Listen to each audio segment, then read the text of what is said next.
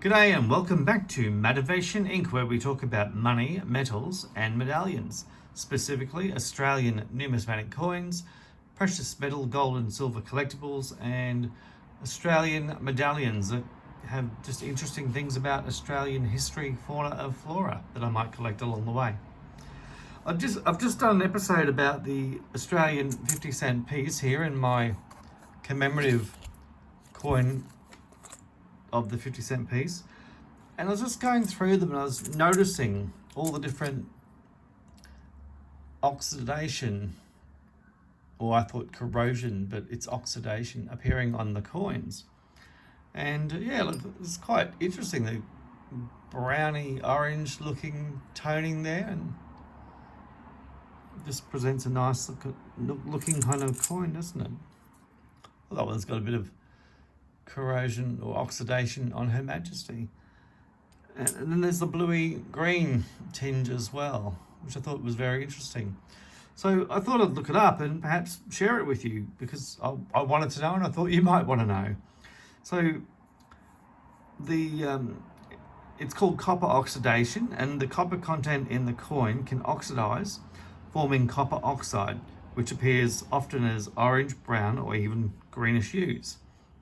And that's caused by verdigris, a type of corrosion that forms on copper-containing metals, and it's spelt V-E-R-D-I-G-R-I-S. So I'm assuming it's French. That's my guess anyway.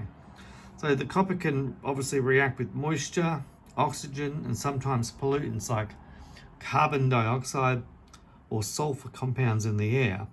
And this reaction produces the copper carbonate or copper sulfate, which can appear bluey green. So I'm assuming that's called copper carbonate. Where's the better one?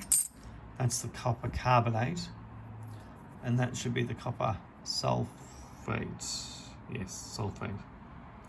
And of course, other environmental factors that affect this are high humidity, exposure to seawater, or being stored in acidic environments. That can accelerate the process of this copper oxidation. And of course, I live in Queensland, which is a high humid climate. It's a subtropic, it's tropics. I live a stone's throw from the beach, or a bit, sort of beach, more of a mudflat beach. And yeah, thankfully there's no acid in my environment though, but yeah, I've got a few of the factors that will increase this. I've got 73 of these Australian 50-cent coins, these 80% silver, 20% copper coins.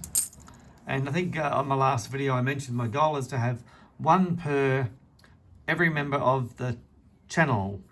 So I've got 73, I've got 343 subscribers. I've got a long way to go, which is not a cheap effort at all. Look how dirty this one is. It's just, I know I'm using a knife, I'm just going to scrape a bit of dirt off there. So these coins have well and truly been in circulation. I saw another interesting one here. Where's that gone? It's really damaged. Here it is. Talk about well circulated, look at that. Gosh knows what happened to there. I don't know how that black stain appeared. There's a few different ones with different qualities.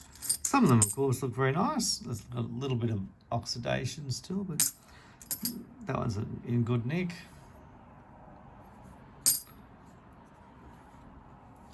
Well, anyway, that's copper oxidation. That's what happens to our Australian 50-cent pieces, why they look like that.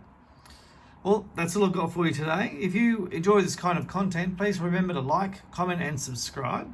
And thanks for watching. We'll see you later.